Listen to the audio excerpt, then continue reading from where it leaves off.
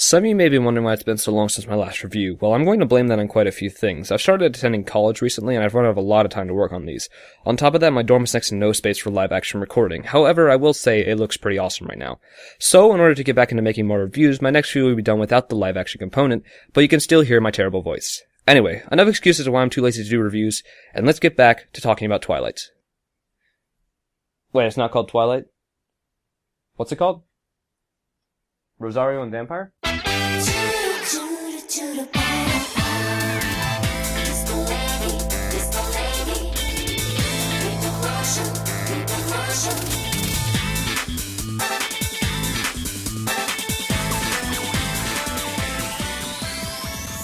Welcome to the world of Rosario and Vampire.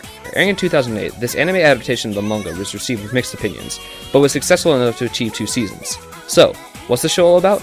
Well, what else am I here to do other than talk about it? In all its fanservice, harem-filled glory, this is Rosario and Vampire. Our story begins with a silhouette of a girl riding a bike.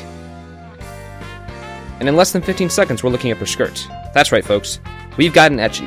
Now, for the uninformed, ecchi is a subgenre of anime referring to content that is sexual in nature. That does not mean it's a hentai. Rather, it is full of provocative imagery and innuendos. So if you're not an age where you're comfortable with all that kind of stuff, well, I'm not going to tell you to leave. Just keep watching. Moving on, we meet our main character, Tsukune Aono. After not getting accepted to any of his local high schools, his father arrives home with a pamphlet for Yokai Academy. Shortly after arriving, anyone with half a brain would realize that this school is a scary-ass place. But our ignorant protagonist continues forward to the school, where we will meet our main love interest, Moka Akashiya. Moka is a vampire who develops a craving for drinking Tsukune's blood, which, due to his infatuation with her, he's totally willing to let her have. And now, our story continues for 2 seasons of Tsukune's awkward encounters with the many monsters of Yokai Academy. Now that's about as far as I'll touch in terms of the main plot of the story, but I do want to go over the ladies that make up Tsukune's harem. So, as is required with a harem genre, there are multiple women to fill the multiple interests of the viewers. The entire harem consists of Moka, Kurumu, Yukari, Mizure, and Ruby. We've discussed Moka already, so let's head over to Kurumu. Kurumu Korono is a succubus who initially intends to use her powers to control and seduce Tsukune, but later decides to use her normal methods to win Tsukune's heart. And her secret weapon is... Oh, you're feeling down in the dumps, aren't you? Well, don't worry. Your bosom buddy will make it all better. Yeah, it's boobs.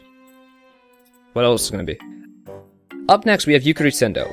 When Yukari is first introduced in her episode, she seems to be in love with Moka. But by the end of that episode, she's in love with Tsukune and is set on dating him. Now, I know what you're thinking. She looks like she's 11 years old. Well, in anime, we have this thing called a Lolita. It's a character that looks a lot younger than they actually are. So, it isn't as creepy as it seems. Yeah, I've heard of you. You're in the same grade as we are, but you're 4 years younger, right? 4 years younger, huh? Oh, she's actually 11.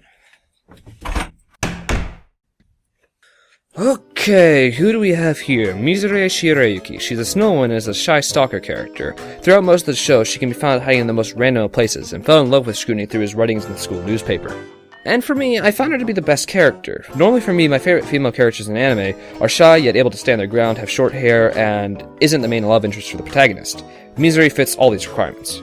The final love interest would be Ruby, and I say love interest lightly because she really is just a supporting character. Ruby is an older witch than Yukari and is focused on the least out of all the girls in the show. She also doesn't have a blatant love interest in Tsukune, and yet is included in the intro as a member of the harem. Now, with all the main characters and plot explained, let's jump into some pros and cons about the show. I like the show's ability to create likable characters. Now, when I say likable, I don't mean they're my favorite anime characters of all time. I just don't hate them. They fill the roles effectively and have decent traits. Another pro would be the show's ability to appeal to different kinds of guys. Yes, they do it through a harem, but it still has something for any guy. Some might see this as a negative, but I think being able to attach yourself to a character can help increase your interest in the show. So, let's hit what I didn't like about Rosario and Vampire.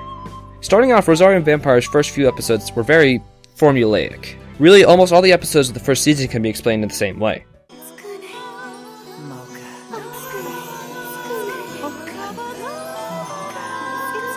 Enter female monster, a jealous male who either wants to kill Tsukune or have sex with him. Move the rosary to enter transformation sequence. End episode with Moka sucking on Tsukune's blood. Really, it isn't the start of Kapu 2, the second season, when there is more variation to the plot, as well as an increase in the echiness. I don't consider this a deterrent, since it isn't ecchi to begin with. The other main issue I had with this show... This fucking bat This fourth wall breaking narrative exists only to annoy the ever-living shit out of you. I swear to God, if I had to hear another time about how many seconds this episode's dramatic fight lasted... This episode's showdown took a mere 76... Please, shut up. So, my overall opinion about Rosario Vampire. I enjoyed it. I definitely wouldn't include it in my top 5. And top 10 is pushing it. But it's definitely an enjoyable watch. If you aren't into an unnecessary amount of fan service, then this might not be the show for you. But I still recommend it because it's funny and entertaining.